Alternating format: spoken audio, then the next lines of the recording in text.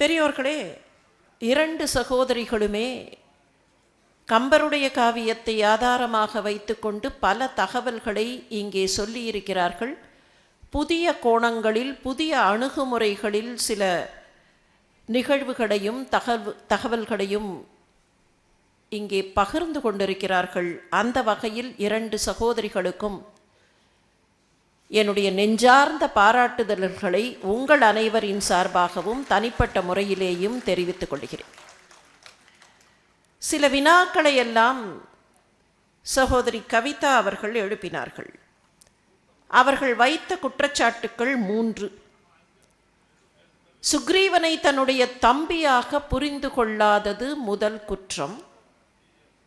அந்த தம்பியை வாழ விடாமல் ஓட ஓட விரட்டியது 2வது குற்றம். அவனுடைய மனைவியை கவர்ந்து கொண்டது 3வது குற்றம். இந்த வகையில் வாலி குற்றவாளி. அதற்கு விடை சொல்லும்போது சகோதரி எழிலரசி அவர்கள், சுக்ரீவன் வாலி இறந்து விட்டான் என்று எப்படி கணக்கு போட்டிருக்கலாம்? வாலி இறந்து விட்டதாக நினைத்து கொண்டு ஆட்சிக்கட்டிலில் அவன் எப்படி அமர்ந்திருக்கலாம்? அப்படியே இருந்தாலும் அரசுரிமை அங்கதனுக்குத்தானே போயிருக்க வேண்டும். அங்கதனை வேண்டுமென்றே ஒதுக்கிவிட்டு தான் அரசாட்சியை சுக்ரீவன் கைப்பற்றி கொண்டான். ருமை என்கிற அருமருந்தையும் வவ்வினான் என்கிற அனுமனுடைய கூற்று கூட ஐயத்திற்கிடமானது. இது அனுமன் வேண்டுமென்றே திரித்து சொன்னது, இதற்கு சரியான ஆதாரமில்லை என்று குறிப்பிட்டிருக்கிறார்கள். நெடுங்காலத்திற்கு முன்னர் 1982 அல்லது 83ஆம் ஆண்டாக இருக்கலாம், காரைக்குடி கம்பன் விழாவில் மலர் ஒன்றை வெளியிட்டார்கள். அந்த மலரில் கீவா ஜெகநாதன் அவர்கள், கீவாஜா என்று மரியாதையோடு சொல்கிறோமே, அவர்கள் வாலியை ராமன் கொன்றது ஒரு விதத்தில் சரிதான் என்பதாக ஒரு கட்டுரையை எழுதினார்கள். அந்த கட்டுரைக்கு மறுப்பு போல முருபழ ரத்னம் செட்டியார் அவர்கள் அந்த போர் முறை சரிதானா என்று ஒரு வினாவை எழுப்பினார்கள். இந்த தொடக்க கால வினாவின் தொடர்ச்சியாக உண்மையிலேயே ருமை என்கிற சுக்ரீவன் மனைவியை வாலி கவர்ந்து கொண்டானா என்று பலரும் பல வினாக்களை எழுப்பினார்கள். இவர்கள் எழுப்பியிருக்கக்கூடிய இந்த குற்றச்சாட்டுக்கள், இந்த வினாக்களை எல்லாம் ஒரு பக்கம் வைத்துக்கொண்டு இன்னொரு பக்கத்தில் கம்பர் காவியத்தையும் அவர்களே குறிப்பிட்டார்களே காலம் காலமாக இருக்கக்கூடிய சில சோஷியல் கன்ஸ்ட்ரக்ட்ஸ், அவற்றையும் சற்று நெருங்கி பார்க்கலாம். சுக்ரீவன் எப்படி வாலிக்கு எதிராக போகும்படி, அவர்கள் சொல்வதைப் போல போகும்படி நேர்ந்தது, அந்த காட்சியை சகோதரி கவிதா அவர்கள் விளக்கினார்கள்.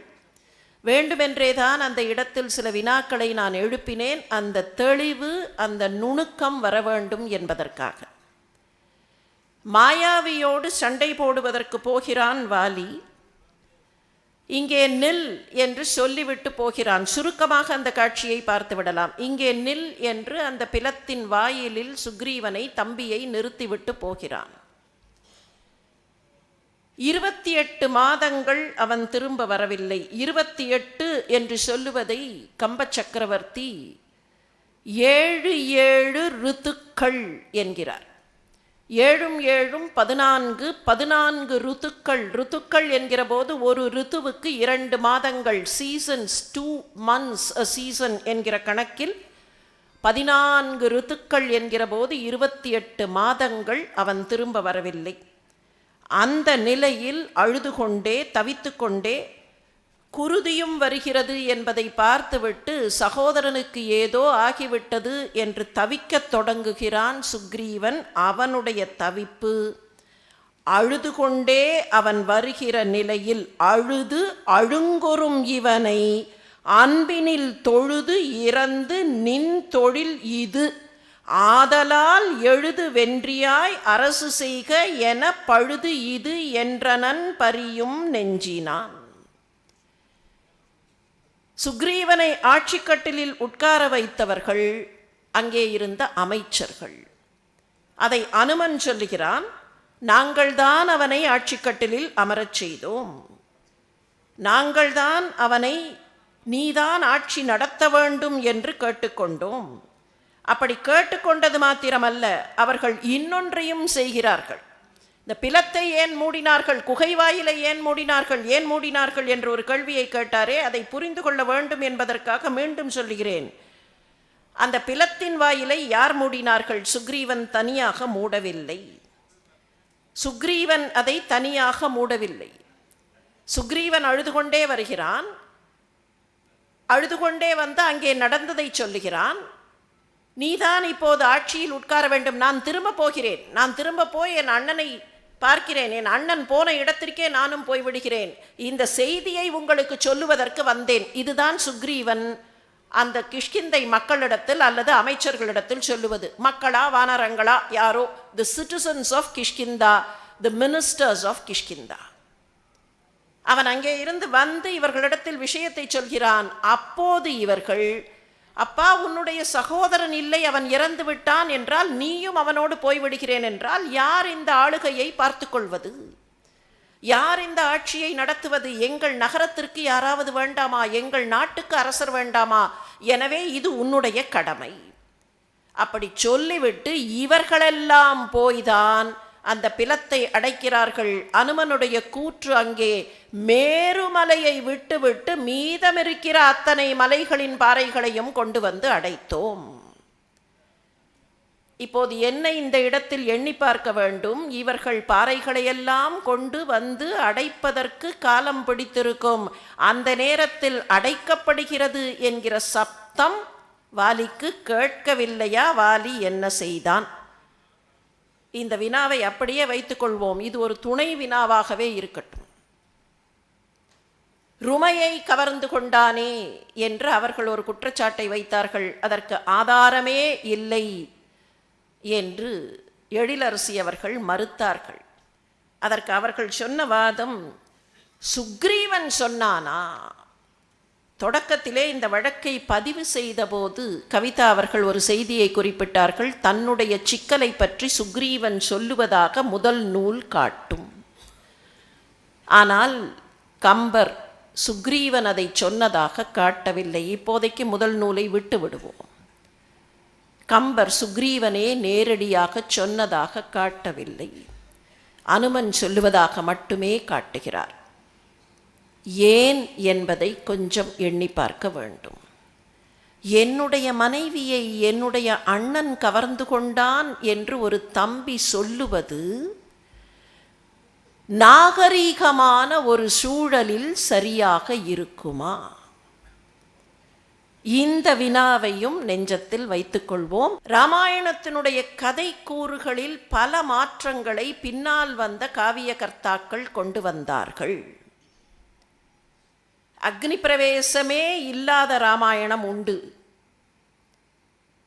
சீதையை ராவணன் தூக்கி கொண்டு போகவில்லை, தூக்கி கொண்டு போனது சாயா சீதையைத்தான், மாயா சீதையைத்தான் என்கிற அத்தியாத்ம ராமாயண வழி தொடர்ந்த ராமாயணங்கள் உண்டு. அணிலுக்கு ராமன் கோடு போட்டதை தொண்டரடி பொடியாழ்வார் சொன்னாலும் கம்பர் சொல்லவில்லை. ஆனால் அதை சொன்ன கோனபுதரெட்டியின் ரங்கநாத ராமாயணம் உண்டு.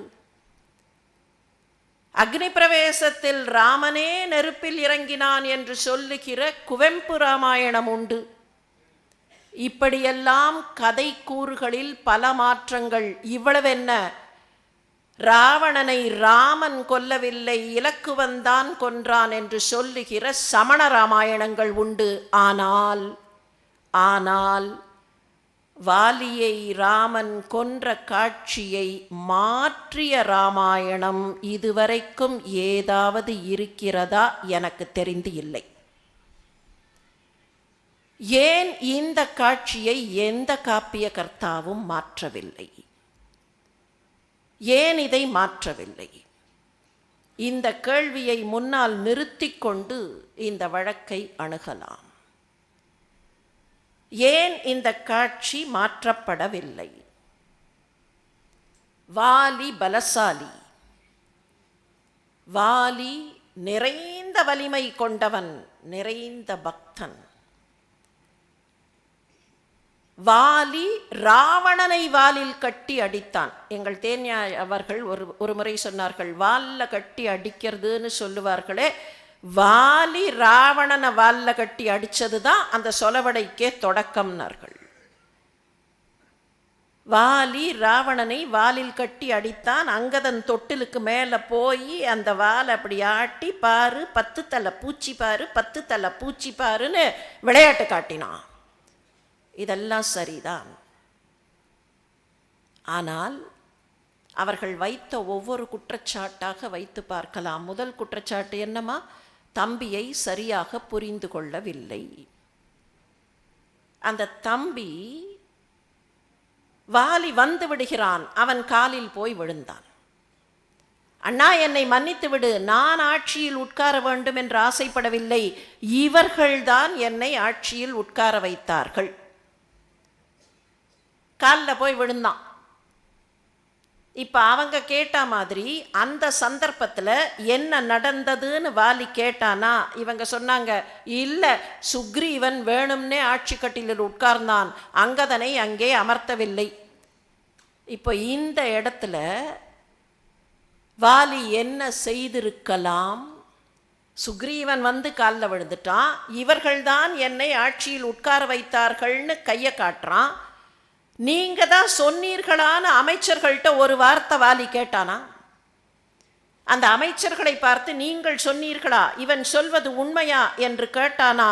இவன் சொல்வது உண்மையா என்ற கேள்வியே எழுப்பாமல் நீ ஆட்சி கட்டிலில் உட்கார்ந்தது தவறு என்று அவனை விரட்ட ஆரம்பிக்கிறானே, இந்த அமைச்சர்கள் யார்? நான் இப்போ ஒரு கேள்வியை இந்த இடத்துல எழுப்புறேன். இறந்து போகிற தருணத்தில் ராமனிடத்தில் இந்த அனுமன் உனக்கு உதவியாக இருப்பான் என்று பாராட்டுகிற வாலி, இந்த அனுமன் எவ்வளவு உயர்ந்தவன் தெரியுமா என்று பேசுகிற வாலி, இந்த அமைச்சன் ஒரிஜினலா யாருங்க? இந்த அமைச்சன் ஒரிஜினலா யாரு? அவங்க ஒன்று சொன்னாங்க, சுக்ரீவன் யாரு தெரியுமா? அனுமனுக்கு தலைவன், தலைவனுக்கு தான் தொண்டன் பேசுவான்னு. ஒரிஜினலா இந்த அனுமன் யாருடைய தொண்டன்? சுக்ரீவனுடைய தொண்டனா, வாலியனுடைய அமைச்சனா? இவன் வாலியனுடைய அமைச்சனாக இருந்தவன் தானே. வாலியனுடைய அமைச்சனாக இருந்தவன், அமைச்சர்கள் எல்லாம் சேர்ந்து, யாருடைய அமைச்சர்கள்? வாலியனுடைய அமைச்சர்கள். அவர்களெல்லாம் சேர்ந்துதானே சுக்ரீவனை ஆட்சியில் அமர்த்தினார்கள். அப்படியானால் வாலி தன்னுடைய அமைச்சர்களையே நம்பவில்லையா? சரி, அடுத்த குற்றச்சாட்டுக்கு வருவோம். ஓட ஓட விரட்டினான். உண்மை, தம்பி தவறு செய்து விட்டான். தம்பி தவறாக ஆட்சி கட்டிலில் உட்கார்ந்து விட்டான். அது தவறுதான் என்றாலும் என்ன செய்திருக்கலாம்? அவனுக்கு தண்டனை கொடுத்திருக்கலாம். ஒரு தண்டனையை கொடுத்து, இந்த தண்டனையை அனுபவித்த பின்னர் நீங்கள் இங்கே வந்து வாழலாம். என்ன சொன்னீர்கள்? கூட்டு குடும்பம். கூட்டு குடும்பமாக இருந்தால் அப்படித்தானே நடந்திருக்கும். அவனுக்கு ஒரு தண்டனையை கொடுத்துட்டு திருப்பி வந்து இங்கே வாழ்ந்து விடு. எங்கே போய் சுக்ரீவன் ஒளிந்து கொண்டான்? வாலியின் கால் எந்த இடத்தில் படாதோ அந்த ரகசியம் தெரிந்திருந்ததனால் மதங்க முனிவருடைய ஆசிரமம் இருந்த ருஷ்யமுக பர்வதத்திற்கு போனான். அப்படி போனானே சுக்ரீவன், சுக்ரீவனோடு கூட போனார்களே, அவர்கள் போன போது வாலி என்ன செய்தான்? இப்படி பாருங்கள், நான் தவறு செய்கிறேன், என்னை விரட்டுகிறீர்கள், நான் ஓடி ஒளிந்து கொள்கிறேன். ஆனால் என்னோடு கூட சேர்ந்து இன்னும் 4 பேர் வருகிறார்கள். அந்த 4 பேரும் உங்களுடைய அமைச்சர்களாக இருந்தவர்கள். இவர்களும் கூட போகிறார்களே. அப்போது சுக்ரீவன் மாத்திரம் தனியாக தவறு செய்யவில்லை. சுக்ரீவனோடு இவர்கள் கூட போகிறார்கள் என்றால் ஏதோ காரணம் இருக்க வேண்டும், இவர்களை கேட்போம் என்று எண்ணினானா வாலி? சரி, இப்போது 3வது குற்றச்சாட்டுக்கு வருவோம். அதுதான் வலுவான குற்றச்சாட்டு என்றார்கள். ருமை என்னும் அருமருந்தையும் வவ்வினான்.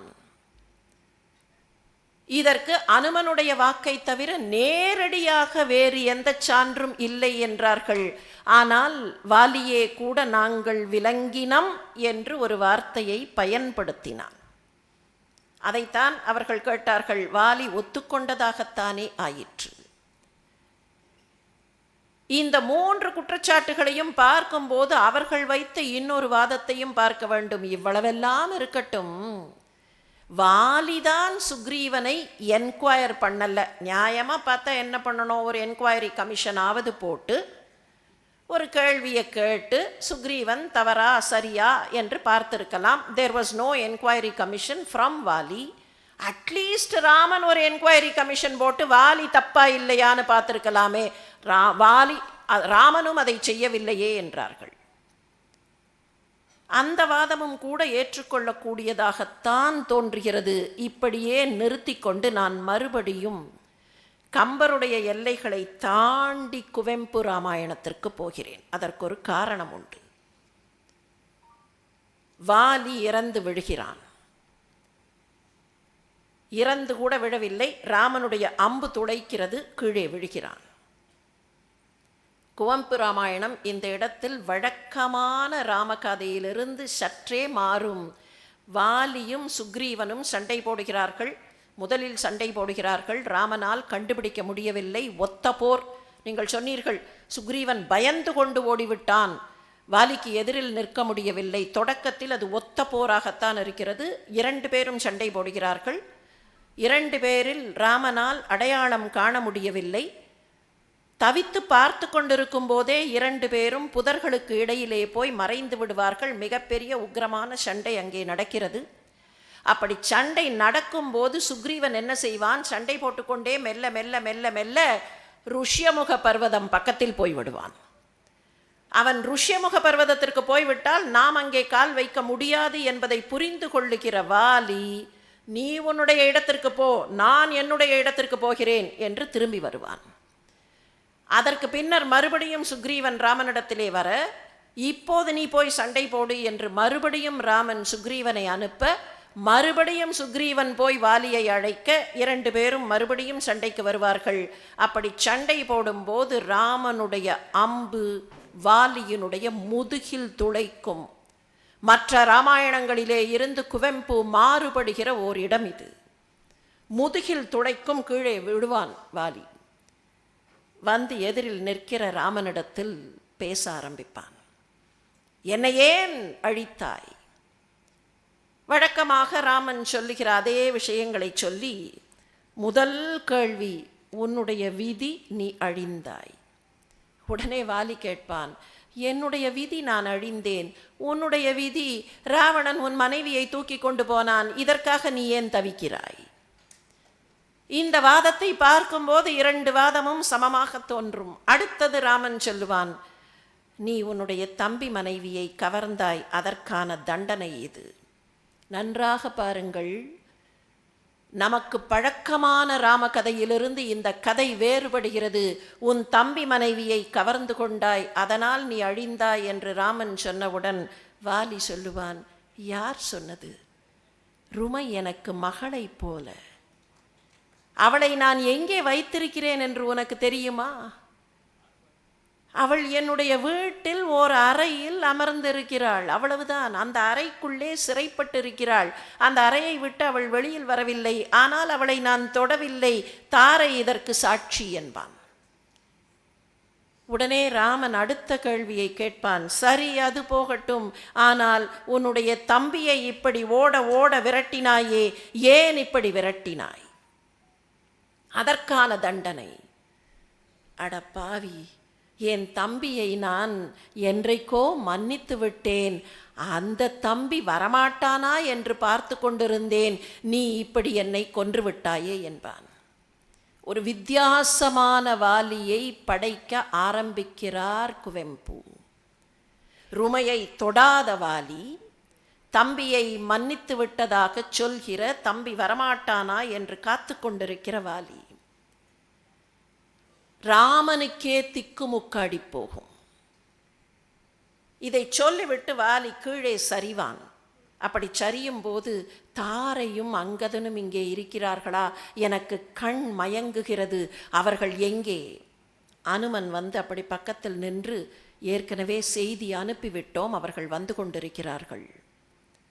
இதற்குள் ராமன் தடுமாறி போய், இவன் மீதா அம்பு போட்டோம், அதுவும் இவனுடைய முதுகில் பட்டு விட்டதே அந்த அம்பு என்று அப்படியே பக்கத்தில் சரிந்து கீழே விழுவான். ராமன் பக்கத்தில் சரிந்து கீழே விழ வாலியும் படுத்து கிடப்பான் பக்கத்தில் ராமன்.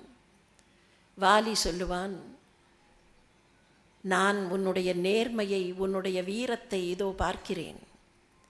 என்னிடத்தில் மன்னிப்பு கேட்கிறாயே. ராமன் அழுது கொண்டே மன்னிப்பு கேட்பான். என்னை மன்னித்து விடு, நான் உன் மீது அம்பு போட்டு விட்டேன். என்னிடத்தில் மன்னிப்பு கேட்கிறாயே. மன்னிப்பு கேட்கிற ஒரு தூய வீரனை இதுவரைக்கும் நான் பார்த்ததில்லை, உன்னை பார்க்கிறேன் என்று சொல்லுவான். இப்படி இவர்கள் கிடக்கும்போது அங்கே அனுமன் நிற்பான். எந்த Hanuman is also an abettor to the crime என்றார்களோ அந்த Hanuman will now start speaking. Hanuman பேசுவான். வாலி மீது அம்பு போட்டது தவறில்லை என்பதற்கான காரணத்தை சொல்லுவான். அனுமன் அங்கே சொல்லுகிற காரணங்கள் குவெம்பு ராமாயணத்திற்கு மாத்திரம் அல்ல, எல்லா ராமாயணத்திற்கும், கம்பருடைய காவியம் உட்பட எல்லாவற்றுக்கும் பொருத்த வேண்டிய காரணங்கள். அனுமன் என்ன கேட்பான் தெரியுமா? உன்னுடைய மனம் மாறிவிட்டது, தம்பியை மன்னித்து விட்டேன் என்று சொல்கிறாயே,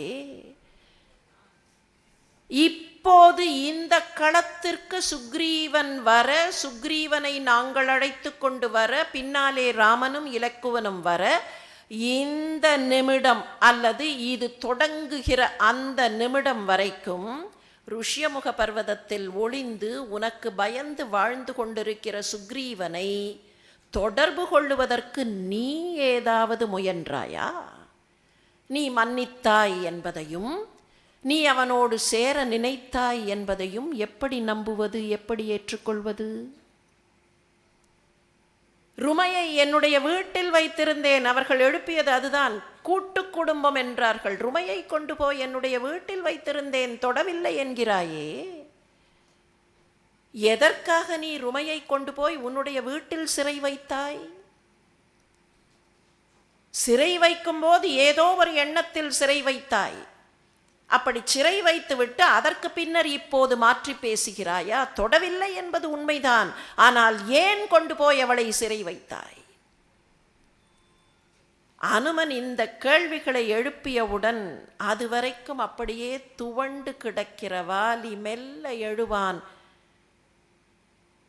ஒத்துக்கொள்கிறேன் அனுமா, ஒத்துக்கொள்கிறேன். சுக்ரீவனை ஓட ஓட விரட்டினேன். சுக்ரீவனுடைய மனைவியை கவர்ந்து கொள்ள வேண்டும் என்கிற நோக்கத்தில் தான் கொண்டு போய் அவளை என்னுடைய வீட்டில் வைத்தேன். ஆனால் அவள் அழுது கொண்டே இருந்தாள் என்பதனால் பக்கத்தில் நெருங்கவில்லை. மெல்ல மெல்ல என் மனம் அவளை பொறுத்தவரையில் மாறியது. ஆனாலும் என்னுடைய தம்பியை நான் இப்படி வாழ விடாமல் விரட்டினேனே, அதற்கான தண்டனையைத்தான் இப்போது பெற்றுக்கொண்டேன் என்பதை புரிந்து கொண்டேன். ராமா, நான் தான் தவறுக்கு மன்னிப்பு கேட்க வேண்டியவன். ராமா, எழுந்திரு, நீ செய்தது சரி.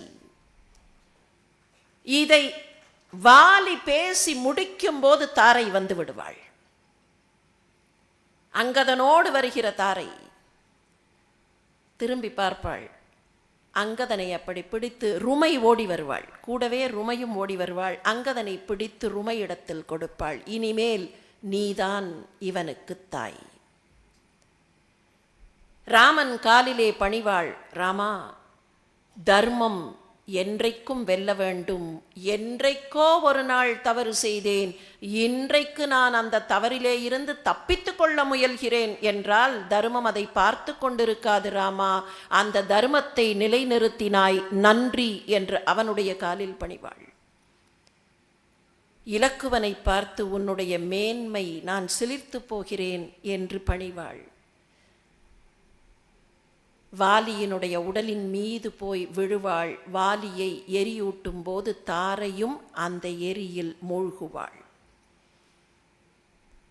எதற்கு இந்த கதையை சொன்னேன் தெரியுமா? ஒரு வித்தியாசமான வாலியை படைக்கிறார் குவெம்பு. ருமையை தொடாத ஒரு வாலியை, தம்பியை மன்னித்து விடலாம் என்று கருதுகிற வாலியை பல ராமாயணங்களில் நம்மால் காண முடியவில்லை. ஆனால் குவெம்புவின் ராமாயணத்தில் மட்டுமே இப்படி ஒரு வாலியை சந்திக்கிறோம். ஆனால் அந்த வாலியை கூட குற்றவாளி இல்லை என்று சொல்ல முடியவில்லை. அந்த வாலியை கூட, the modern depiction of Vaali, அந்த வாலியிடத்திலேயும் தவறு இருக்கிறது. இப்போது கம்பருடைய காட்சிக்கு வருவோம், அந்த காப்பியத்திற்கு வருவோம். என்ன சொன்னார் இவர்? ஒரு செய்தியை சொன்னார். ராவணனையே வாலில் கட்டி அடித்தவன். வாலி பேசுகிறான் இல்லையா? அரக்கர்கள் ஒரு தவறு செய்வார்கள் என்றால் குரக்கினத்தை நீ அதற்காக கொல்வாயா என்று ராமனிடத்தில் கேட்கிறான் அந்த கேள்வியை. அரக்கர் ஓர் அழிவு செய்து கழிவரேல் குரக்கினத்தை கொல்லுவதற்கு உன்னுடைய மனுநெறி கூறிற்றா என்று ஒரு கேள்வியை கேட்கிறானே. அப்படியானால் ராவணன் சீதையை தூக்கி கொண்டு போனதும் ராவணன் தவறு செய்ததும் வாலிக்கு தெரியும். வாலிக்கு அது தெரியும் தானே. வாலிக்கு தெரிந்திருக்கும் போது தான் வாலில் கட்டி அடித்தால் பணியக்கூடிய தன்னுடைய நண்பன் இந்த தவறை செய்கிறான் என்று தெரிந்தபோது அந்த பகுதி முழுக்க, தண்டகாரண்ய பகுதி, ஜனஸ்தான பகுதி முழுக்க கிட்கிந்தை அதிகாரத்தில் இருக்கிற ஒரு பகுதியாக வாலி வாழ்ந்து கொண்டிருக்கிற போது, அது அவனுடைய லீகல் ஜூரிஸ்டிக்ஷன் இல்லை, ஆனால் ராவணனுடைய ஆட்சி அதிகாரத்தை எல்லாம் இவனால் தட்டி கேட்க முடியும் என்கிற நிலையில் வாலி வாழ்ந்து கொண்டிருக்கும் போது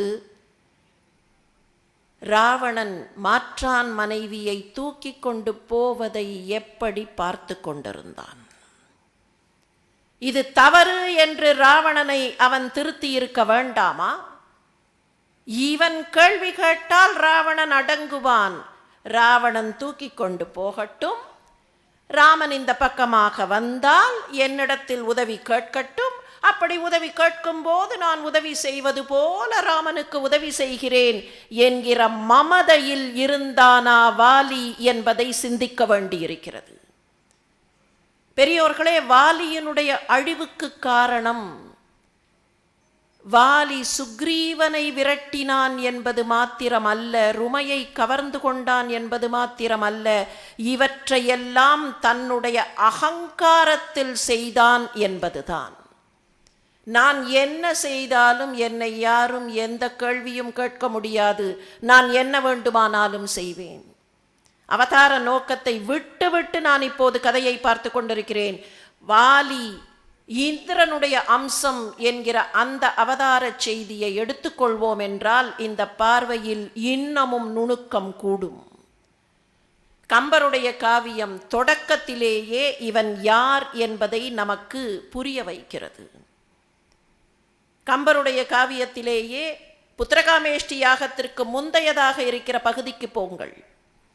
புத்திரகாமேஷ்டி யாகம் நடத்த வேண்டும் என்கிற நிலையில் வசிஷ்டர் என்ன நினைக்கிறார்? அன்றைக்கு பார்க்கடல் வாயிலில் நடந்ததை எண்ணி பார்க்கிறேன் என்று எண்ணுகிறார் இல்லையா? அங்கே என்ன நடந்தது? பார்க்கடல் வாசலுக்கு தேவர்கள் போனார்கள், ராவணனுடைய கொடுமை தாங்கவில்லை என்று தவித்தார்கள். தசரதன் மதலையாய் தாரணி வருதும் என்று வாக்கு கொடுத்த திருமால், தேவர்களெல்லாம் வானரங்களாக போங்கள், தேவர்களின் தலைவன் வானரங்களுக்கு தலைவனான வாலியாக போ, இது அப்போதே உறுதி செய்யப்படுகிறது. இப்ப அந்த அவதார நோக்கத்தையும் கணக்கில் எடுத்துக்கொண்டு பார்த்தால் வாலி யாரு? ராமன் இறங்கி வரும்போது அந்த ராமனுக்கு துணையாக இருப்பதற்காக முன்னமே வந்துவிட்ட இந்திரன். வந்த இந்திரன் என்ன செஞ்சிருக்கணும்? ராமன் வரப்போகிறான், அந்த ராமனுக்கு நாம் உதவி செய்ய வேண்டும்னு ராமன் பக்கத்தில் சேருவதற்காக, ராமனுக்கு துணையாக இருப்பதற்காக காத்திருந்திருக்க வேண்டும். ஆனால் பூமிக்கு வந்தவுடன், தேவலோகத்து தேவேந்திரன் பூமியை தொட்டவுடன் பூமியினுடைய வழக்கப்படி தான் எதற்காக வந்தோமோ அதையே மறந்து போய் கட்சி மாறி எந்த தவறை ராவணன் செய்ய இருக்கிறானோ அதே தவறை தானும் செய்து விடுகிறான். ஒரு பள்ளிக்கூடத்தில் நாடகம் நடக்கிறது. மாணவர்களுக்கெல்லாம் வசனங்களை சொல்லிக் கொடுத்து தயார் செய்து அவர்கள் நாடகத்தை அரங்கேற்றுகிறார்கள். கேர்டன் விலக்கியாச்சு. ஃபஸ்ட்டு சீன், ஒரு பையன் பேசுகிறான். எந்த ரோலில் அவன் இருக்கானோ அந்த ரோலை விட்டுட்டு விஷயத்தை மாற்றி பேசுகிறான். என்ன செய்வீர்கள்? வேக வேகமாக திரையை போட்டு அவனை தூக்கி அப்படியே பின்னால் க்ரீன் ரூமில் போட்டு, நீ நடிக்க வேண்டாம், நீ கிளம்பு, நீ இந்த ட்ராமாவையே கெடுத்துருவ, வேண்டாம், நீ கிளம்புன்னு தூக்கி போடணுமா இல்லையா? இப்போ அதே நிலைமை தான் வாலிக்கிட்டையும். முன்னால் வந்து நீ போய் இந்த வேலையெல்லாம் ரெடியாக இரு, ராவணனை அழிக்கிறதுக்கு தான் வரோம் அப்படின்னு சொல்லி வச்சுருக்கும்போது அந்த ராவணனுடைய ஃப்ரெண்டாகி அந்த ராவணன் என்ன வேண்டுமானாலும் செய்தாலும் அதை பார்த்து கொண்டு இருக்கக்கூடிய ஒருத்தனை எப்படி ப்ரொசீட் பண்ணுறது? அவனை வைத்துக்கொண்டு அவனை தூக்கி அப்படியே க்ரீன் ரூமில் இல்லை, போடா நீ உன்னோட லோகத்துக்கே போ, நீ இங்கே இருக்கவே வேண்டாம், நாங்கள் பார்த்து கொள்கிறோம், மீதம் இருப்பதை நாங்கள் நடத்தி கொள்கிறோம் என்று சொல்ல வேண்டிய ஒரு நிலை, நேரடியாக சொல்லாமல் செயலில் காட்ட வேண்டிய ஒரு நிலை பரம்பொருள் என்று பார்ப்பீர்கள் என்றால் அந்த ராமனுக்கு வந்தது. எப்படி பார்த்தாலும் அவதார நோக்கத்தை கணக்கில் எடுத்துக்கொண்டாலும் சரி, அவதார நோக்கத்தை கணக்கில் எடுக்கவில்லை என்றாலும் சரி, வாலி செய்திருக்கக்கூடிய தவறு, அந்த தவறோடு இருப்பவனை கூட்டு சேர்த்து கொண்டு ராவணனிடத்தில் போனால் என்ன கேள்வி வரும்? இதத்தான் கபந்தன் கோடி காட்டினான். கபந்தன் சொல்லும்போது சொன்னான், ராமா தர்மத்தை நினைவு வைத்துக்கொள். ஒரு கூடுதலான வரி அங்கே இருக்கும், தர்மத்தை நினைவு வைத்துக்கொள். That was an indication. தர்மத்தை நினைவு வைத்துக்கொள். நீ போக வேண்டியது சுக்ரீவன் கிட்ட.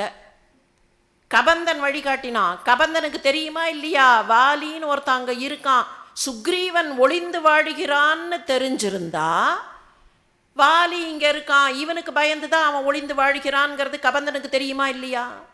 அப்போ ஏன் கபந்தன் அங்கே வழிகாட்டலை, வாலிக்கிட்ட வழிகாட்டாமல் சுக்ரீவன்கிட்ட வழி காமிச்சான்? கபந்தனுக்கு தெரியும் வாலி பண்ணியிருக்கிற தப்பு. இப்போ சிக்கல் என்ன? வாலியை அழைத்து கொண்டு ராவணனிடத்தில் போய் நின்றால் ராவணன் என்ன கேள்வி கேட்பான்? ஏன்பா, உங்கள் பக்கத்தில் இருக்கிறவன் தப்பு பண்ணால் பரவாயில்ல, அதை ஒத்துப்ப, நான் பண்ணால் ஒத்துக்க மாட்டியா? இவர்கள் ஒரு வைட்டல் கேள்வி கேட்டார்கள். ராவணனுக்கே சான்ஸ் கொடுக்குறேன்னு சொன்ன ராமன் வாலிக்கு கொடுத்துருக்க வேண்டாமா? நீங்களே ஒரு ஸ்டேட்மெண்ட் சொன்னீங்க, சில குற்றங்களை மன்னிக்கலாம், சில குற்றங்களை மன்னிக்க முடியாது. இப்போ தப்பு பண்ணின ஒருத்தனை மன்னிக்கலாம், தப்பு பண்ணுறவனை பிடிக்கிறதுக்காக வந்திருக்கிற காவல்காரர் நானும் அந்த தப்பை பண்ணுவேன்னு சொன்னால், அந்த உடுப்போட அந்த தப்பை அவர் பண்ணினார்னா அவரை வைத்து கொண்டு அவனை பிடிக்க போக முடியாது. இப்போ சிக்கல் வாலிக்கிட்ட அதுதான். அந்த வாலி குற்றவாளி. ஏன் குற்றவாளி என்கிற காரணங்களை அவர்கள் பட்டியல் போட்டார்கள். மிகச் சுருக்கமாக அந்த காரணங்களை பார்ப்போம். தம்பியை புரிந்து கொண்டானா, தம்பியை வாழ விட்டானா, தம்பியின் மனைவியை வவ்வினானா? வாலி தம்பியை தெரிந்து கொண்டான். ஆனால் தம்பியை தெரிந்து கொண்டான். தம்பி தனக்கு எந்தவிதமான எதிர்ப்பும் இல்லாமல் தான் அந்த ஆட்சிக்கட்டிலில் உட்கார்ந்தான். தன்னை அவன் தவறாக நினைக்கவில்லை, தன்னை பகைவனாக கருதவில்லை என்பதையெல்லாம் தெரிந்து கொண்டான். ஆனாலும் தன்னுடைய ஆணவத்தினால் அவனை புரிந்து கொள்ள மறுத்தான். தம்பியை வாழ விட்டானா? தம்பி வாழ வேண்டாம் என்பது அவனுடைய நேரடியான எண்ணமில்லை. ஆனால் தன்னுடைய ஆணவத்தால் நான் சொல்வதை கேட்காத இந்த தம்பி இறந்து போகட்டும் என்பதாக கருதினான். தம்பியின் மனைவியை கவர்ந்து கொண்டானா? அனுமனுடைய கூற்றை தவிர நேரடியான வேறு எந்த சான்றும் இல்லை என்றாலும் தம்பியின் மனைவியை அவன் ஆறுதல் படுத்தி தம்பியிடத்தில் சேர்த்து வைப்பதற்கு முயன்றதாகவோ, கூட்டு குடும்பம் என்கிற வகையில் தாரையிடத்தில் சொல்லி அவளை நன்றாக வாழச் செய் என்பதாகவோ எந்த சான்றும் இல்லை. அனுமன் பொய்யில்லாதவன் என்பதை கம்பர் பல இடங்களில் நிறுவுவதனால் அனுமனுடைய கூற்று பொய்யில்லாத கூற்றாகத்தான் ஏற்றுக்கொள்ளப்பட வேண்டியிருக்கிறது. தன்னுடைய மனைவியை பற்றி ஒருவன் சொல்லும்போது சுக்ரீவன் அதை கேட்டுக்கொண்டிருக்கிறான். நீங்கள் மற்றதையெல்லாம் விட்டுவிடுங்கள். சுக்ரீவன் அங்கே நிற்கிறான். ருமை எனும் அருமருந்தையும் வவ்வினான் என்று ஒரு கணவனுடைய கண்ணெதிரில் அனுமன் சொல்லும்போது அது பொய்யாகவோ வேண்டுமென்றே வலிந்து சொல்லப்பட்டதாகவோ இருந்தால் அந்த கணவன் அதை கேட்டுக்கொண்டு இருந்திருப்பானா? அந்த கணவன் அதை கேட்டுக்கொண்டிருக்கிறான் என்பதனால் அனுமன் சொன்ன அந்த கூற்று உண்மைதான். அந்த வகையில் சகோதரி கவிதா ஜவஹர் அவர்கள் கொண்டு வந்த 3 குற்றச்சாட்டுகளிலேயும் இந்த நீதிமன்றத்தை பொறுத்தவரையில் வாலி குற்றவாளியாகத்தான் இருக்கிறான் என்பதையே இன்றைக்கு தீர்ப்பாக சொல்லி, ஆனால் காலம் காலமாக வாலியையும் ராமனையும் சுக்ரீவனையும் வழக்கு மன்றத்திற்கு இழுப்பது நம்முடைய மானுட வழக்கமாக இருப்பதனால் வேறு ஏதாவது ஒரு நீதிமன்றத்தில் நீங்கள் இந்த வழக்கையே வேறு விதமாக கொண்டு செல்வீர்கள் என்றால் அதற்கு இந்த நீதிமன்றத்திற்கு எந்த விதமான ஆட்சேபமும் இல்லை என்பதையும் தெரிவித்து, புதுச்சேரி கம்பன் கழகத்தை சார்ந்த பெரியோர்கள் அத்தனை பேருக்கும், அரங்கத்திலே இருக்கிற பெரியோர்கள் அத்தனை பேருக்கும் நெஞ்சார்ந்த நன்றியை பாராட்டி விடைபெறுகிறேன். வணக்கம்.